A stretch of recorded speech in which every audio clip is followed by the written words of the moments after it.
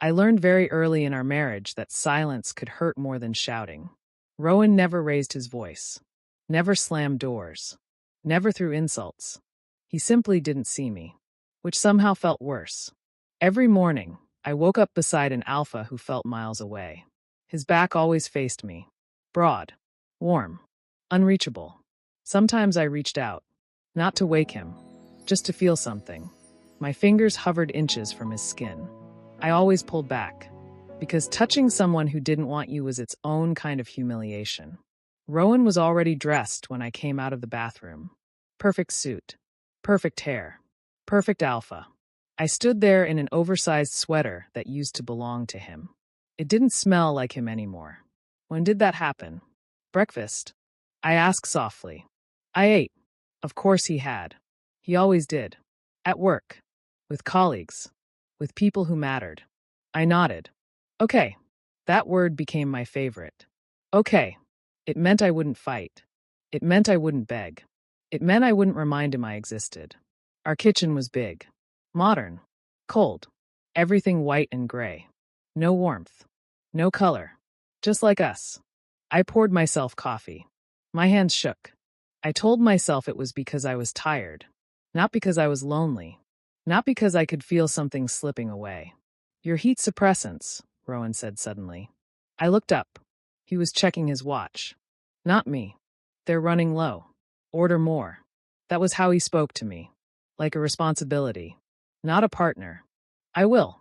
He nodded once. Conversation over. Married. Yet somehow living like polite strangers. We had been married for 2 years.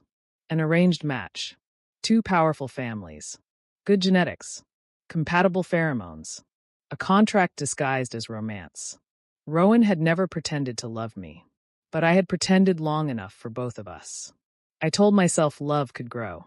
That if I was patient, gentle, supportive, he would eventually choose me. I cooked, cleaned, smiled, stayed quiet, never complained, never demanded, never took up space. I became easy, because easy omegas didn't get abandoned, right? I worked part-time at a flower shop. It didn't pay much, but I liked it. Flowers didn't lie. They didn't pretend. When they were dying, you could see it. Unlike marriages. My friend Jace worked there too. A beta. Loud. Protective. Always angry on my behalf. You look like hell, he said one afternoon. Good afternoon to you too. He crossed his arms. Did he ignore you again? I didn't answer. Which was answer enough. Kai, Jace said quietly. You deserve better. I smiled. A small one. He's my husband. That doesn't make him good to you. I changed the subject. Because defending Rowan had become a reflex. Even when he didn't deserve it. The first sign of cheating wasn't a lipstick stain. Or a strange scent. Or suspicious messages. It was timing. Rowan started coming home late. Not occasionally. Not during busy seasons. Every night. Meetings. Business dinners. Emergency calls. I never questioned him. Because I was afraid of the answer. One night, he didn't come home at all. I sat on the couch. Lights off. Phone in my hand. I didn't call. Calling meant admitting I cared more than he did. He came home at 5:12 a.m. I smelled it immediately. Another omega. Sweet. Floral. Not mine. My stomach twisted. Rowan froze when he saw me. You're awake. I couldn't sleep. A lie. I hadn't slept. Not even for a minute. Silence stretched between us. Then he said, I'm seeing someone else. Just like that. No apology. No hesitation. No guilt. The word sliced through me. Oh. That word again. Okay. Oh. My entire emotional vocabulary. I didn't plan it, Rowan continued. But I won't lie to you. How generous. She understands me. I nodded. She makes me feel alive. I nodded again. I think she's pregnant. My world tilted. Pregnant. The word echoed. Something inside me shattered. I want a divorce, Rowan said. I waited for pain. Screaming. Crying. Begging. None of it came. Just numbness. When? I asked. As soon as possible. I nodded. Okay. Rowan looked almost surprised. Maybe he expected drama. Maybe he wanted guilt. I had nothing left to give him. He walked past me, went to shower, like he hadn't just destroyed my life. I sat there, hands folded, back straight. Good Omega. Obedient Omega. Disposable Omega. I didn't know it yet, but the universe was about to play a cruel joke. Rowan didn't move out right away, which somehow hurt more than if he had. He still slept in the same bed, still used the same bathroom, still drank coffee from the same mug, like nothing had changed, like he hadn't told me he was in love with someone else, like he hadn't looked me in the eyes and said she might be pregnant. Every morning, I woke up tense, waiting, listening, trying to guess whether he would leave early, whether he would look at me, whether he would speak. Most days, he did none of those things. He existed around me, not with me. 3 days after his confession, divorce papers arrived. Not from a lawyer, from Rowan. He placed the envelope on the kitchen counter, between the fruit bowl and the coffee machine, casually, like it was junk mail. I already signed, he said. I stared at the envelope. My name printed neatly. Kai Rowan Hale. I had taken his surname. He never took mine. A small detail. One of many I ignored. You can have the apartment, Rowan added. I'll move out once everything is finalized. Of course. The apartment. Not the marriage. Not the memories. Not me. I picked up the envelope. It felt heavier than it should have. Do you love her? I asked. The question slipped out before I could stop it. Rowan paused. Just long enough to hurt. Yes. There it was. Clean. Sharp. Final. I nodded. Okay. He studied me, like he was trying to understand why I wasn't breaking. The truth? I had already shattered. Rowan stopped pretending after that. He took calls in front of me, texted openly, smiled at his phone. I learned the sound of her ringtone. Soft. Chiming. Sweet. Everything I wasn't. Sometimes he left right after dinner. Sometimes he didn't come home. Sometimes he showered before leaving. Sometimes after returning. I stopped asking, because every answer came with images I didn't want. His hands on her waist, his mouth on her skin, his scent mixing with hers. Things that used to be mine. I felt myself shrinking. Day by day. Emotion by emotion. Jace noticed. Of course he did. You're losing weight, he said at work. I'm fine. You look like you're dying slowly. I forced a smile. Dramatic much? He grabbed my wrist gently. Kai, did he cheat? My silence answered him. Jace swore. Loudly. Creatively. In multiple languages. I'll kill him. Please don't. I'll maim him. Jace. He doesn't deserve you. I looked away. Maybe I never deserved him either. Jace's eyes softened. Don't talk like that. But I didn't know how to talk any other way anymore. One evening, I came home early from work. Headache. Nausea. Probably stress. Probably exhaustion. The apartment was empty. Too quiet. I went to the bedroom. Rowan's laptop was open on the desk. I never touched his things. Not once in 2 years. I don't know why I did that day. Maybe curiosity. Maybe self-sabotage. Maybe I needed proof. The screen showed an open chat window. Her name was Mira. There were hearts. Pet names.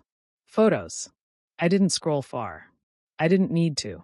One message burned itself into my memory. Mira. The doctor says I'm about 8 weeks. Rowan. I'll take responsibility. I promise. 8 weeks. My hands started shaking. I closed the laptop. Slowly.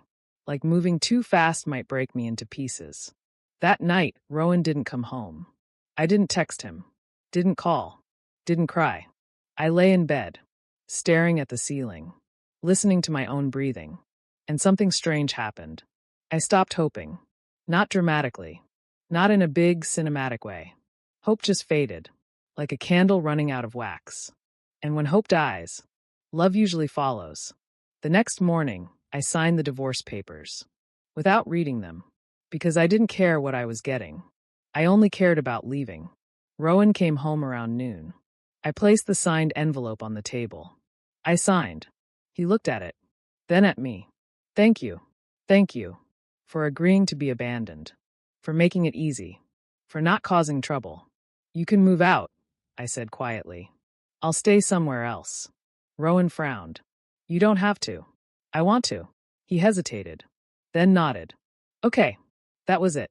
No hug. No apology. No goodbye. 2 years reduced to paperwork.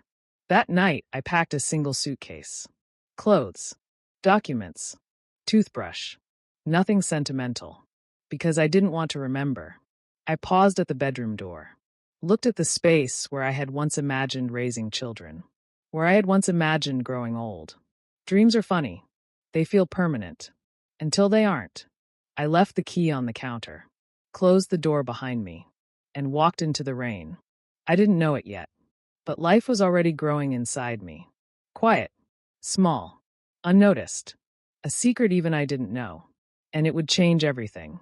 The first week after the divorce felt unreal. Like I was walking through someone else's life. Jace let me crash on his couch. No questions. No lectures. Just a blanket. A pillow. And space. Which somehow hurt more than words. I kept expecting Rowan to text. Not to apologize. Not to beg. Just to ask if I had arrived safely. He didn't. Days passed. Then another week. Nothing. I told myself I was fine. I told myself I was relieved. I told myself this was freedom. Lies stacked on top of lies. My body started changing. Subtly at first. I was always tired. Not normal tired. Heavy tired. Like gravity had increased. Food smelled strange. Coffee made me nauseous. The flower shop felt too warm. Too bright. Too loud. I blamed stress. Divorce stress. Emotional burnout. Anyone would feel like this. Right? Jace watched me one morning as I gagged over the sink. You sick? Probably caught something. You've been probably sick for 2 weeks. I shrugged. Maybe my suppressants are off. Jace's eyes narrowed. Kai, don't. He didn't finish. But the look said everything. Pregnancy. The word floated between us. Impossible. Rowan said Mira was pregnant. Not me. I was the barren Omega. The defective one. The Omega no Alpha wanted to breed. I had heard it enough times growing up. I believed it. So I pushed the thought away. Hard. I found a tiny studio apartment. Barely bigger than Jace's living room. Cracked tiles. Leaky faucet. But it was mine. I slept on a mattress on the floor. No decorations. No photos. No memories. Just survival. Work. Home. Sleep. Repeat. Some nights I woke up crying. Some mornings I woke up empty. Both were exhausting. It happened at the flower shop.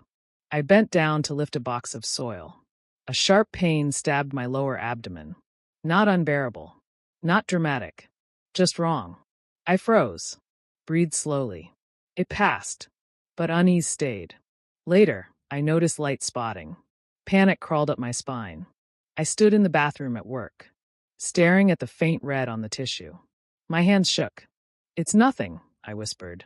Stress can cause this. Hormones fluctuate. Bodies malfunction. I repeated every excuse I could think of. Because the alternative was terrifying. That night, I stopped by a pharmacy. I didn't plan to buy anything. I wandered, aisle after aisle, until I was standing in front of pregnancy tests. Rows of small boxes. So ordinary. So life-altering. I picked one up. Then put it back. Then picked it up again. Just to rule it out, I muttered. I paid in cash. Like I was committing a crime. In my bathroom. Tiny. Flickering light. I stared at the test. Hands trembling. Negative, I whispered. Please be negative. I waited. 10 seconds felt like 10 years. 2 lines appeared. Clear. Bright. Unmistakable. Positive. My knees gave out. I slid down against the wall. Staring. Shaking. No, I whispered. This isn't possible. I took another test. Positive. A third. Positive. Air left my lungs. I was pregnant. Not just pregnant. Far enough along for multiple positives. Memories crashed into me. The nausea. The fatigue. The missed heat. The abdominal pain. I pressed a hand to my stomach. Flat. Normal. Empty. And yet, not empty. Tears streamed down my face. Not happy tears. Not sad tears. Terrified tears. Because the father could only be one person. Rowan. The alpha who divorced me. The alpha who chose another Omega. The alpha who thought I couldn't give him children. A broken laugh escaped me. Of course, I whispered. The universe had a sick sense of humor. I didn't tell anyone. Not Jace. Not my family. Not even myself. I folded the tests into the trash. Like I could erase reality. I went to bed. Didn't sleep. All I could think about was Mira. Her supposed pregnancy. Rowan's promise to take responsibility. What if she was lying? What if she wasn't? Either way, he would never believe me. Even if I told him. Even if I showed proof. Because I was the Omega he had already decided was barren. Disposable. Replaceable. So I made a choice. A quiet one. A desperate one. I would raise this child alone. No Rowan. No drama. No begging. No second chances. Just me. And the tiny life growing inside me. I didn't know it yet. But fate wasn't done with us. Not even close. I scheduled the hospital appointment under a fake name. Not because I was hiding from the world, but because I was hiding from Rowan. From fate. From myself. Jace insisted on coming.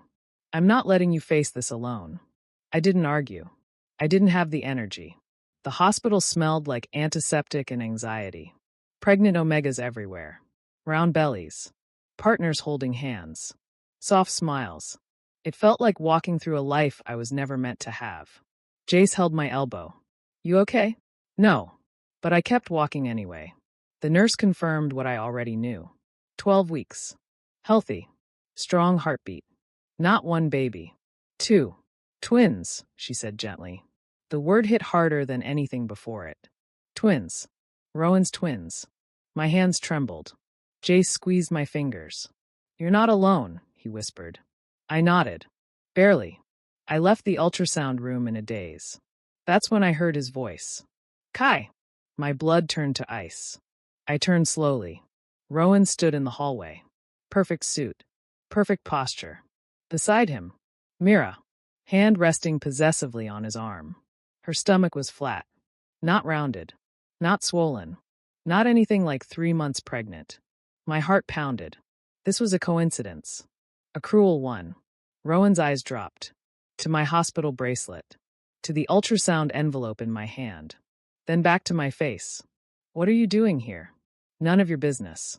That's what I wanted to say. Instead, checkup. Mira smiled tightly. We're here for mine too. Rowan nodded. Myra's pregnancy. The lie slid out so easily. Mira avoided my eyes. Interesting. A nurse approached with a clipboard. Mira Hale. Mira flinched. Yes. Follow me. Rowan squeezed her hand. I'll be right here. They walked down the hall. Jace leaned close to me. She's not pregnant. I know. I mean medically. I overheard the nurse. Gynecology. Not obstetrics. My stomach twisted. Hope tried to rise. I crushed it. Hope was dangerous. Minutes passed. Then shouting. High-pitched. Hysterical. Mira burst out of the room. They're lying, she screamed. Your tests are wrong. The doctor followed. Miss, your blood work and scans show no pregnancy. Rowan stared at her. What? Myra's eyes darted. I was pregnant. I lost it. They messed up. The doctor shook her head. There is no evidence you were ever pregnant. Silence fell like a bomb. Rowan's face drained of color. You said you were 8 weeks, he whispered. Mira grabbed his arm. I just didn't want to lose you. Everything clicked. Rowan slowly turned toward me. His eyes locked on the ultrasound envelope in my hand. Kai. I stepped back. Jace moved in front of me. Don't. Rowan's voice broke. Is that yours? I didn't answer. Is it mine? I swallowed. No. Lie. Weak. Useless. Because fate hates liars. The nurse from earlier returned. Kai Carter. I flinched. Yes. Doctor is ready to discuss your twin pregnancy results. The world stopped. Rowan stared at me. Twins. The word echoed. Mira screamed. That's impossible. Rowan looked like he might collapse. Kai. Tears filled his eyes. Please. Tell me. My hands shook. They're yours. Rowan staggered back. No, no. He ran a hand through his hair. I thought you couldn't. So did I. Silence. Heavy. Ugly. Final. Mira lunged at me. You stole him from me. Security grabbed her. She was dragged away screaming. Rowan didn't look at her. He only looked at me. I made a mistake. A bitter laugh tore out of me. You made a choice. Rowan dropped to his knees. In the hospital hallway. Public. Undignified. I'll fix this. I swear. I'll divorce her. I'll come back. We'll be a family. I stared at the man who abandoned me. The man who replaced me. The man who only wanted me now because I was carrying his children. No. Rowan blinked. What? I'm not your backup plan. Jace took my hand. We're leaving. Rowan grabbed my sleeve. Kai, please. I pulled away.